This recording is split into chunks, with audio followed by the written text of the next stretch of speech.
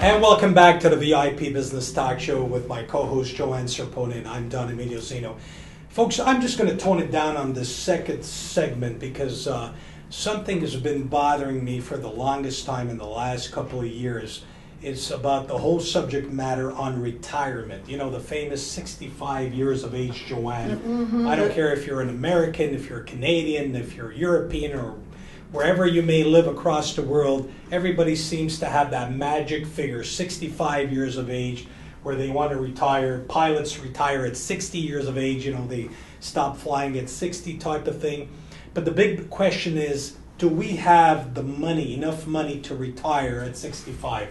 And, you know, Johanne, as much as I hate to unveil my own financial situation, I don't even have $1 million yet in my bank account, and I'm nearing 60.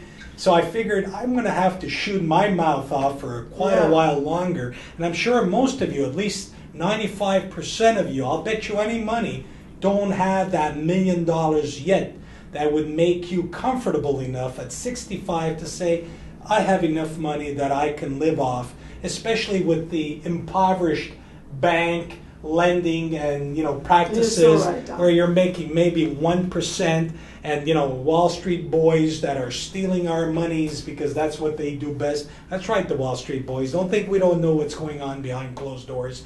You know, I'm sorry to say, but in Italian they say, you know, you ain't getting my money again. But anyways, make a long story short, can we really retire at 65? And this is where I wish some of you guys would be able to call in eventually, as we'll make that possible here on the VIP Business Talk Show. But for now, you're going to have to hear our version, Johanne's. That's right. So, Johanne, in my opinion, you're right, Don. Oh. Well, in my opinion, I believe that we will not be able to retire at 65. Can you imagine that? The first time that a woman says that I'm right. Oh, wow. Oh my God, I'm going to cherish this moment. I'm going to be replaying this over and over again and say, the woman told me that I'm right for the very first time in my life. Johanne, on a serious note, 65 is very, very, very young in my book. Because I'm 7 years away from that. You know, I'm not afraid to reveal my age and all this BS about age. Oh, I can't tell my age and so on and so forth. Life has different stages, and you enjoy every stage. Put it this way, as much as I love my 20s, I wouldn't want to be 20 if you paid me, because, you know, I've been through it. And I kind of feel sorry for the young people out there that have to go through all the BS that I had to go through, you know, so I'm glad it's over and done with. So I look forward. Well, what happens is I also find that we are also a healthier generation. So already there, when we're getting close to 65, let's leave the financial aspect on the side for a bit. But even on our health-wise, our mind and whatever, where our lifespan has been stretched out. So already there, we're not ready for retirement at 65. We still have so much to offer in the respective fields or whatever that we were in, and we want to keep our minds active in order to enjoy a better quality of life as the years progress. But regardless of our health, we still have the problem, the financial aspect also. And because our lifespans are stretched for longer years than the past generations, we need to continue to work, because retiring at 65, and there's been folks, they go to 85. You hear a lot of late 80s, 85, 90, and so you have to have the money to last you that long. And, you know, you got to be careful with a lot of investment advisors. I don't care what anybody says. And I hope I'm not making any enemies out there, because some of you guys could be my future sponsors. But, you know, guys, you got to really know your stuff. It's like I would never advise someone on how to invest their money, because I'm not a qualified investment advisor. But guess what? Some of these guys have had bad track records. So we're kind of telling you, the general audience, in layman terms, be careful. Yeah, be careful. Be careful. We said it together. We made it be careful. That's it, exactly. Because money is very, very hard to come by nowadays for whatever reasons. And one of the reasons I think that I need to report to you, the general audience, is that corporate greed, the very rich, I'm talking about the 1% of the population, fair enough? Because I'd like to think that I'm in the 5% of the lucky guys that have made it, in business and so on and so forth. But I'm really concerned about you guys, the 95% and less. And we know what's happening out there. And it's not only like we used to say third world countries or growing economies nowadays, for lack of worse words. It's very difficult, and it's very scary. But what happens too is, like, let's say with a healthy advisor, and if you put it in, like, let's say in RSPs, and your RSPs, let's say you've watched your growth, and you don't do it aggressively, and you don't do it too low, and you use maybe the mild, the something that you can handle and that you don't have any difficulty with. And a lot of times, what a lot of people are doing, because our health at 65 is fine and we can continue working, we'll continue working, and then when we hit maybe, I think 71, I don't remember if it's 71 or 72, we can convert, let's say, the RSPs to RIFs, and then with our pension funds, and then whatever we're able to draw off the RIF, and maybe getting some home equity set up on the mortgage payments that have been done in our homes or whatever, then we could have maybe a little better quality of life.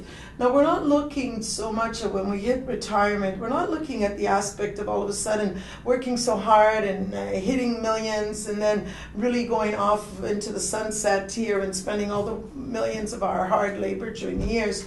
What we're looking at is we're trying to, or ideally, I think what would be the ideal would be to kind of work a setup for our retirements to earn some type of quality of life that we're used to. Great. And that is really what we're striving for. And in order to strive that, I think we should keep this balance. And if we put into our RSPs and we keep it at our pace and we pay down our mortgages the best we can and we watch a little bit of our day to day, we still enjoy spending. We have to live today. We can't just think and worry about tomorrow. And hopefully our mortgages are really down, and ideally none by the time we get that 71. Right. But then we can convert that, like I was saying, into some home equity setup where we can turn around and draw monthly on it. I think then we'll be able to maintain a nice standard of retirement and living that we were used to. Maybe one travel and don't have to worry about when we go to our grocery bills. And in my opinion, it would be a wonderful retirement. He wants to go on that beach, and he wants to make it all the way and have that little island by the sea there. All I'm saying, the subject matter here, Johanne, yeah. and we sort of deviated from the subject matter, if I may be so blunt. Yeah. Will people be able to retire? I'm saying no. No. The way things are going, life is becoming ever so costly. Folks, I hate to be the bearer of bad news, but life is very, very costly. And unless you're a very ambitious person, and this which brings up another subject matter that we're going to cover up on the next segment, on where you can contribute to society. Because unfortunately, we've seen it with such countries as, Greece, Spain, Italy, European countries where they had that mentality, that, hey, I'm going to retire at 45, 50, nay, nay, nay, nay. Here in North America, guys, if you haven't figured it out by now, people don't like lazy Fs. In other words, you got to pay your way through society. And for as long as you're healthy of mind and body, you got to make yourself useful. And not only that, Johanne, you said it, about a few minutes ago, it's very healthy at 65 onwards to keep your mind busy so Uncle Al doesn't visit you. Do you understand? Because that's the last thing you want to do. I think you're looking at 70s. That's why I'm saying you got to convert everything to the 70s. But I have friends of mine that are well into their 80s and are multi-millionaires, and they're still working. And because they know that if they stop and sit on that sofa and drink beer all day long, you might have 4 to 6 months left of your life, and out you go like a light. There are endless stories, John. Yeah. There's endless stories of people that stopped, and next thing you know, they died right then and there. Right. So, but we're not so much. We're saying, can we retire for the most part? No, I don't think so. We can't afford it. No, we cannot afford it unless you have $1 million plus, and that's a nice figure. That's a nice benchmark, I think. And some investment advisors listening to this year TV program are going to say, that guy doesn't know what he's talking about. But you know what, folks? We're just expressing an opinion. Don't hold us to it. No. We're not advising you. We're just telling you what we hear left, right, and center from the average layman people that, hey, it's very, very hard to retire at 65 unless you have $1 million plus. So have the attitude that whether you're self-employed and if you're working for the corporate world and they automatically retire you once you've reached that benchmark, then you have no choice. People do other things. Right, right. But what you should do is, if you don't have enough retirement money, is try to find yourself some work as a freelancer or help out, your family, your children, get involved in their business, make yourself useful and try to earn that extra money. Do you follow what I'm saying? You're right, Don. You've always got to keep going.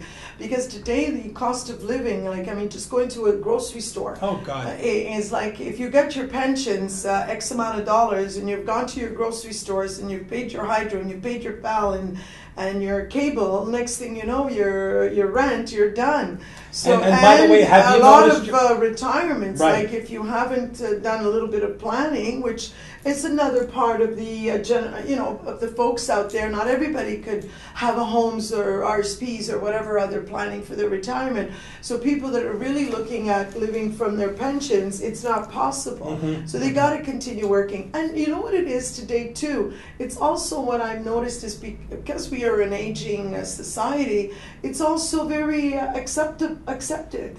It's like you'll go in even, be at the Walmarts or whatever corner, and you've got the elderly people that are working there, and it's all part of life and admitted by So folks, in conclusion, here's our take. If you don't have at least $1 million plus at 65, don't even think about retirement. Continue but also working. From a healthy standpoint, just keep on working. It's very, very healthy for the mind and body.